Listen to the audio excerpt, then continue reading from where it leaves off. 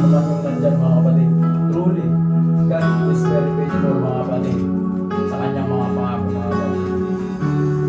Hallelujah. So mga kapatid natin mga kapatid, give your faith.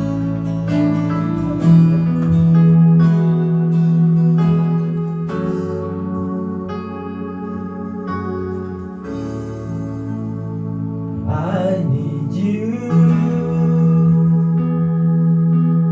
so fill my heart and break me apart. I need you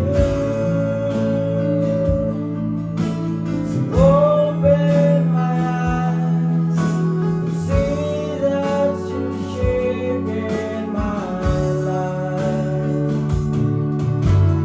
All I am, I surrender.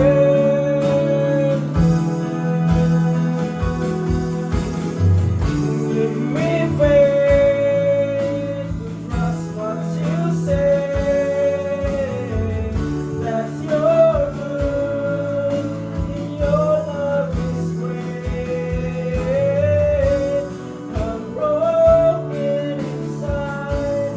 I give you my life.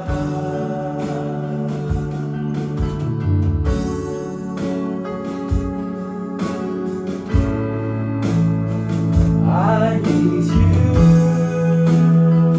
yes, so fill my heart to break me apart. I need you to pierce through the dark, cleanse every part of me. All I am, I surrender.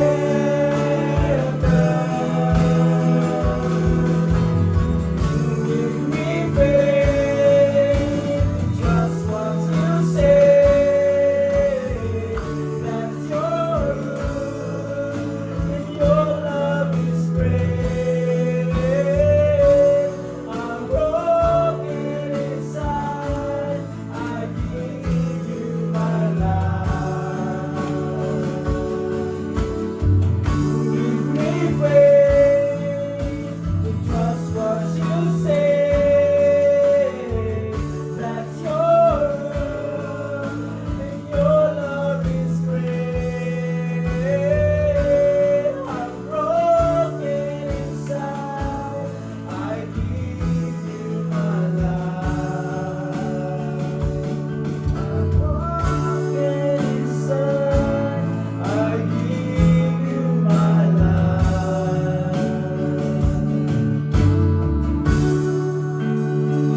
I need you. Thank you, Lord.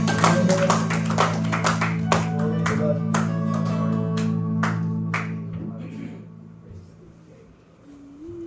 Amen. Praise the Lord. Pwede ba natin palakpakan ang Panginoon? Amen. Ano maging buhay na palakpak sa mga Diyos? Dahil ang Diyos na buhay sa ating mga buhay, mga kapatid. Amen. Praise the Lord. Bigyan nyo lang po ng konting oras para ibahagi. Ano ba ang pagbibigay? Amen. Pwede ba natin sabihin, give? Give. Magbigay. Magbigay. Amen. Praise the Lord. Wala nang bago mga kapatid about sa giving. Amen. Maski ako, amen, 10 years or all of us, 2 years, alam na natin ang ibig sabihin ng giving. Amen. Kuya Edwin, siya mag-give. Baliktad dyan kaya. Yun yung pababaan mo. Praise the Lord.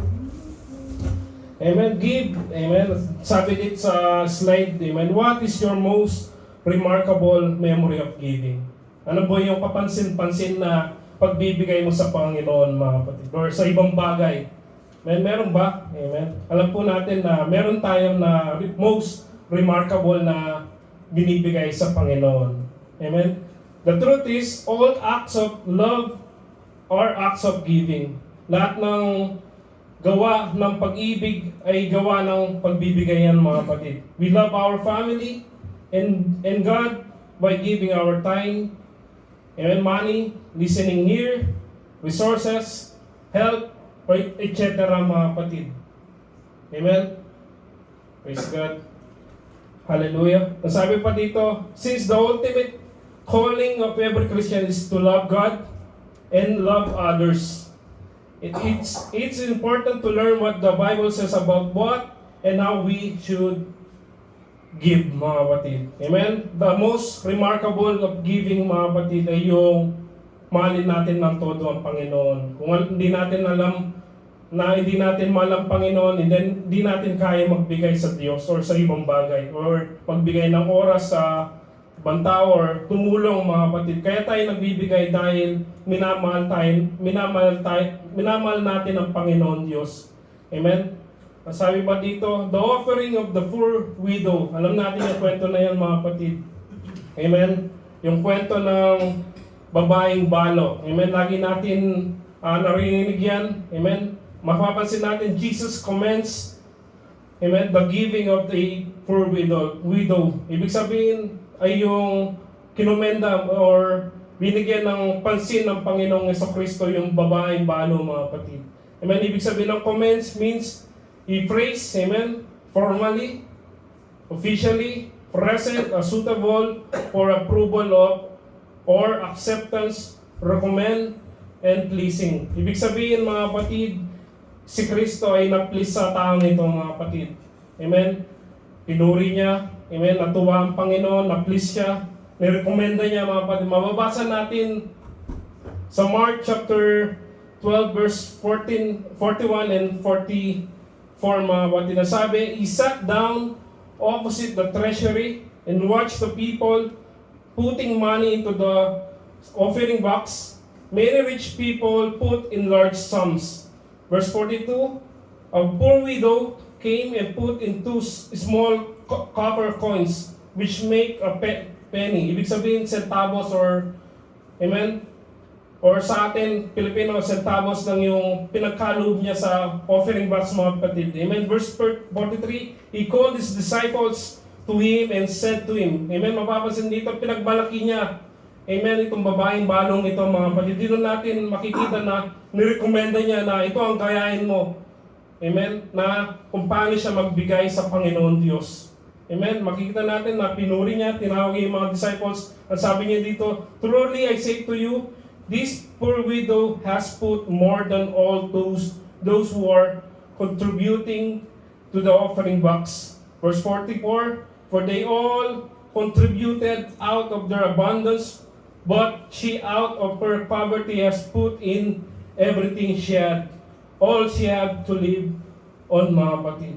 And makikita natin, yung mga iba, mga rich man or rich people, binigay nila na malaki, but mas napansin ng Panginoong Jesucristo yung babaeng balo na kahit kung konti, mga kapatid. Makuha na lesson dito, mga kapatid. The poor widow's offering was commended not because of the amount, but their love of God. Amen? Dahil napansin ng Panginoong Jesucristo ito, mga kapatid, dahil nakita niyo yung puso niya kung paano siya magbigay sa Panginoon, mga kapatid. Amen? Kahit gaano pa tayo kalaki ang ibigay natin sa Panginoon, kung wala ang puso, wala yan. Hindi ka pansin-pansin yan sa Panginoon, mga kapatid.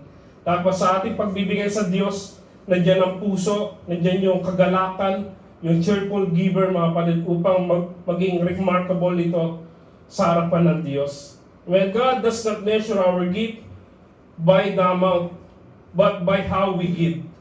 Amen? Sabi dito, hindi importante sa Panginoon kung gaano kalaki o kaliit, mga kapatid. But ang importante sa Panginoon ay how we give. Paano ba natin ibigay ito sa Panginoon Diyos? Paano ba natin nilalaan ito sa Panginoon? The amount of the widow's offering is small, but yet Jesus said she gave more than all of those people combined. Amen? Lahat ng nasa boxes, amen, mas napansin ng Panginoong Jesucristo yung kakonti, mga kapatid, or penny. Amen? Kahit i-combine lahat yung binigay ng mga rich man doon, mas higit pa yung ibinigay ng babaeng balo, mga kapatid. That includes normal people, the rich men that came and gave their offering.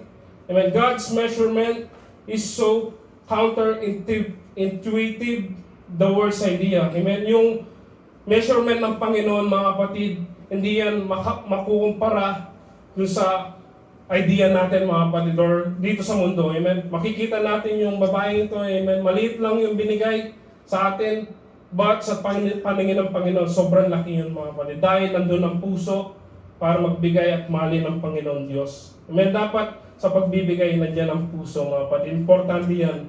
Amen? Yung iba, dahil nagbibigay lang sila para may pakita lang sa mga tao or sa mga ibang tao, mga kapatid. But pag nagbigay tayo, mga kapatid, dapat nasa puso natin at ang Diyos lamang nakakita doon, mga kapatid. Darating ang araw, amen, i-comments na tayo ng Panginoon or bibigyan pansin ng Panginoon. Pagmamalaki tayo ng Panginoon sa ibang bagay, mga kapatid. Amen. Ipapakilala tayo ng Panginoon. Makikita natin doon sa salita ng Diyos. Amen. Pinakilala ito sa mga disciples. Sabi niya, dito, pumunta kayo dito, tingnan niyo itong babaeng balo na ito, mga kapatid. Yung laging sinasabi ng Panginoon dito sa harapan, mga kapatid, ang Diyos ang magpapakilala, mga kapatid, sa atin. Amen. Yung favor ng Panginoon ay aagos. Amen. Hindi natin mapapansin dahil sa pagmamahal natin, pagbibigay natin sa Panginoon, mga kapatid, ay hallelujah, ay mag-uupapaw sa ating mga buhay. Amen. In verse 44, says that she gave everything amen, binigay niya lahat. That offering reflects her heart for God, mga kapatid. Yung binigay niya yung lahat-lahat, ito yung nagre-reflect sa kanyang puso, mga kapatid, sa Panginoon. Amen? Dapat sa ating pagbibigay sa Panginoon ay nagre-reflect dapat yung sobrang pagmamahal natin sa Panginoon Diyos. Amen? Learn from this passage, anyone can please God. Amen? Lahat tayo, kaya natin i-please ang Panginoon, mga kapatid, sa ibang bagay. Even if we are poor, we can still give in a way that pleases God. Amen? Dapat gawa tayo ng paraan para ma-please ang Panginoon sa ating mga buhay. Once na na-please ang Panginoon, hallelujah, ang favor, yung blessing ng Panginoon, yung protection niya ay mapapasa atin, mga kapatid. Amen? Sabi pa dito, God will see it and appreciate it, mga kapatid. Yung binibigay natin sa Panginoon ay nakikita niya yan, mga kapatid. Amen? Hallelujah. Na-appreciate ng Panginoon Diyos yan. Amen? Hindi man na-appreciate ng ibang tao, but ang importante, na-appreciate ng Panginoon at nakikita ito ng Panginoon Diyos.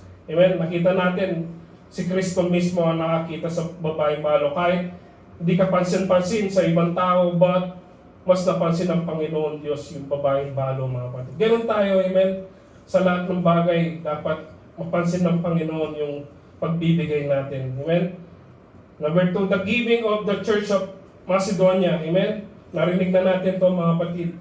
Paul was collecting money to help the Christians in Jerusalem, mga kapatid, who were very poor. Amen? Si Paul ay nagkokolekta siya ng mga offering para tulungan yung mga ibang Kristiyano, mga kapatid, dahil sa time na ito, mga kapatid, they are persecuted. Amen? Yung mga iba, kinuha ng mga Roman Empire yung mga resources nila. Kumbaga, walang-wala sila, mga kapatid. Ang ginawa ni Paul, amen, dahil nakilala nila at umaasa na lamang sila sa Panginoon Diyos. Amen? Pagkolekta siya ng mga pera upang tulungan yung mga mas nangangailangan na Kristiyano, mga kapatid.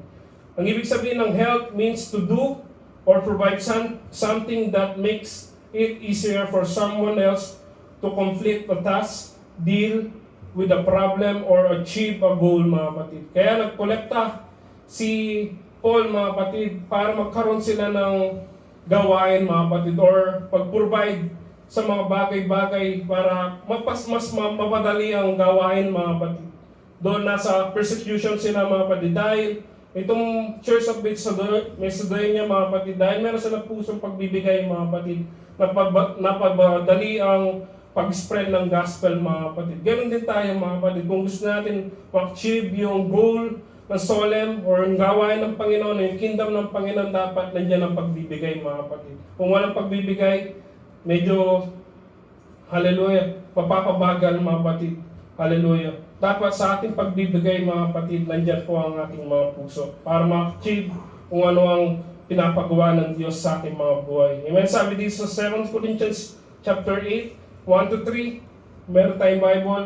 And now, brothers and sisters, who want you to know about the grace that God has given the Macedonian churches. Verse 2, in the midst of very severe trial, their overflowing joy and their extreme poverty well up in rich generosity. Verse 3, for I testify that they give as much as they were able and beyond their ability, mga kapatid. Amen, sa gitna ng, amen, hallelujah, extreme poverty, amen, pero yung pagbibigay nila, mga kapatid, sobrang yaman, mga kapatid. Kahit kukunti, amen, pero sa tingin ng Diyos ay malakihan, mga kapatid. Giving according to their means, amen, and give beyond their means, mga kapatid. Yun po ang prinsipyo nila or principles nila, mga kapatid. Yung nagbibigay sila dahil ito yung kaya lamang nila, mga kapatid. At nagbibigay sila sa mas igit na kaya nila, mga kapatid. Their giving is probably not much, but they give relative to what they are blessed. Nagbibigay sila dahil sobrang blessed ang kanilang mga pananampalataya sa Diyos. They cannot afford to give that amount, but they yet gave for the sake of others, mga kapatid. Amen, dahil nagbibigay sila, mga kapatid, dahil iniintindi nila yung ibang Kristiyano na mas nangangailangan. Amen, kaya sila nagbibigay. Amen. Sabi sa 2 Corinthians chapter 8, verse 4 to 5, amen, ang sabi dito, begging us earnestly for the favor of taking part in the relief of the saint. Verse 5, they not as we expected, but they gave themselves first to the Lord, and they by will of God to us, mga kapatid. Makikita mo dito, they are begging para magbigay, mga kapatid, at excited sila magbigay sa Panginoon Diyos para mapapaabot ang salita ng Diyos sa mas nangangailangan, mga kapatid. They give with an eager heart. Amen? Ito po ang design ng Panginoon, yung magkaroon tayo ng sabik na puso, mga kapatid, sa pagbibigay, thinking more about the needs of others above themselves, mga kapatid. Bago mo, bilang Kristiyano, mga kapatid, bago mo isipin ang sarili mo, mga kapatid, dapat mas isipin mo ang gawain ng Diyos. Amen? Mas isipin natin kung paano natin mapalawak ang salita ng Diyos. Dahil, amen, kung walang pagbibigay, walang financially, mga kapatid, hallelujah, medyo, hallelujah, amen, dapat mas gusto natin mapalawak ang salita ng Diyos, mga kapatid, dapat nandiyan ang pagbibigay sa Panginoon Diyos. Amen? Their giving is probably not much. Amen? Hallelujah. The Macedonian Christians want to give. They are poor themselves, but they take it as a privilege to help others, mga kapatid. Yung pagbibigay nila sa Diyos, tinitake nito, ito yung pribileyo para matulungan yung mga mas nangangailangan, mga kapatid. Kung kaya nila, mga kapatid, how much more, amen, we are blessed with abundance. Amen. Amen. Wala tayo sa panahon nila, mga kapatid. They are persecuted, ninakaw ng mga Roman Empire. Amen. Dahil nasa biyaya na tayo ng Diyos, mga kapatid, nag-uumapaw ang pagpapala ng Diyos sa ating mga buhay. Amen. Kung kaya magawa nila, how much more tayo, mga kapatid. Amen. Amen. Bago pa tayo magbigay, pinagpala na tayo ng Diyos, mga kapatid. They give first to the Lord, then to the other saints, mga kapatid. Amen? Kaya purihin ng Panginoon. Amen? Giving of ourselves to God, our material giving will reflect our heart, mga kapatid. Yung pagbibigay natin sa Panginoon ay magre-reflect yan, mga kapatid, kung gaano natin kamahal ang Panginoon Diyos. Amen? Purihin ng Panginoon, palakpakan po natin ang Panginoon Diyos. Meron tayo nakuha ang mensahe ng Panginoon. Sige po, pwede po tayong tumayo. Amen. Para ipanalangin. Amen. I-desire natin na magpapagbigay tayo sa Panginoon Diyos, mga kapatid, upang mas mapalawak ang salita ng Diyos sa mas mangangailangan, mga kapatid. Amen. Take it a privilege, mga kapatid, na pagbibigay. Amen. Hallelujah. Hallelujah. Sabay niyo ako, mga kapatid, para manalangin. Hallelujah. Lord, Our Father, in the name of Jesus, O Lord, Lord, alam po namin, Lord, lahat ng aming binibigay, lahat ng aming oras na pinagkakaloob, Lord, we know, hallelujah, alam mo ang aming mga puso, hallelujah, kung gaano ka namin kamahal, O Diyos. Lord, ayan mo, Diyos, ang pagmamahal mo ay mag-overflow sa aming mga buhay. Upang hindi kami mahirapan, Panginoon, iabot, extend, Panginoon, ang iyong pagpapala sa mas mga nangangailangan na tao, Diyos. Lord, ayan mo, Panginoon, na yung banal na Espiritu, ang siya mag-guide, Panginoon, sa aming mga pinansyal ni Panginoon. Hallelujah, hallelujah, maging daluyan kami, O Diyos, ng pagpapala, O Diyos, sa iba, O Diyos, sa mga kapatid. Hallelujah, nagpapatuloy sa inyong upasan, O Diyos. Lord, hayaan mo, Panginoon, iparanas mo, O Diyos, yung favor, your blessing. Hallelujah, open the gates of heaven, Panginoon. Hallelujah, sa aming mga buhay, O Lord. Iparanas mo, O Diyos. Hallelujah, pagpapala na hindi namin may imagine, O Diyos. Hallelujah, Lord. Dalahin mo, Panginoon, iparanas mo, Panginoon, sa mga tunay na nananampalataya sa iyo, O Diyos. Lord, alam po namin lahat ng aming mga gawa ay pansin-pansin ito, Panginoon, sa inyong mata, O Diyos. At napilis ka, Panginoon, sa aming pagbibigay sa upasan mo, O Diyos. Lord, maraming salamat, Panginoon, sa mga kapatid ko. Walang dirito, Panginoon, natin paggamit ang kanilang mga talento, kanilang mga resources, O Diyos. Kaya mo, Panginoon, na ibalik mo sila. Ibalik mo ito, Panginoon, na siksik. Sandali, umaagaw sa kanilang mga buhay, O Lord, kaya mo, Panginoon, na ipuhin mo, Panginoon, bawat puso na nagdirito, Panginoon, upang, hallelujah, mapagbigay, O Diyos. Lord, kaya mo, Panginoon, gamitin mo ang aming mga buhay, O Lord. Hallelujah. Lord, kaya mo, Panginoon, ang aming pagpapalain mo, O Diyos. Hallelujah. I-extend mo ito, Panginoon. Hallelujah. Sa mas nangangailangan, Panginoon. Lord, we are willing, O Lord. Gawin mo, Panginoon, ang aming mga puso na mapagbigay, O Diyos, sa lahat ng tao, O Lord. Lord, maraming salamat, O Diyos, sa oras na ito. Hallelujah.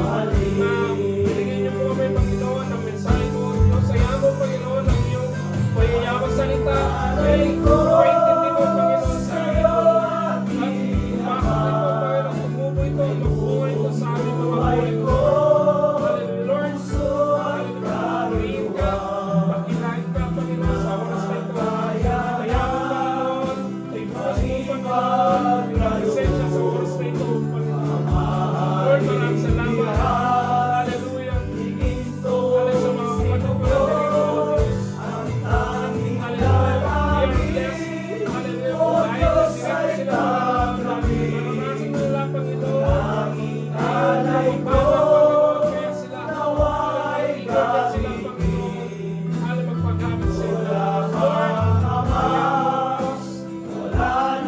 hallelujah. Sa oras na ito, Panginoon. Buhay mo ang bawat puso na ganito, Panginoon. Lord, purihin ka, takilain ka, Panginoon. Lord, ikaw lamang ang magpapaintindi mo, Panginoon, sa aming mga buhay, O Lord. Lord, sa iyo po ang aming mga puso, Panginoon, spiritual, kaysa Panginoon. Lord, purihin ka, takilain ka, Panginoon. Ito lang po ang samdalanin ko, Panginoon. Bless everyone, O Panginoon. Purihin ka, hallelujah. Salamat, Panginoon.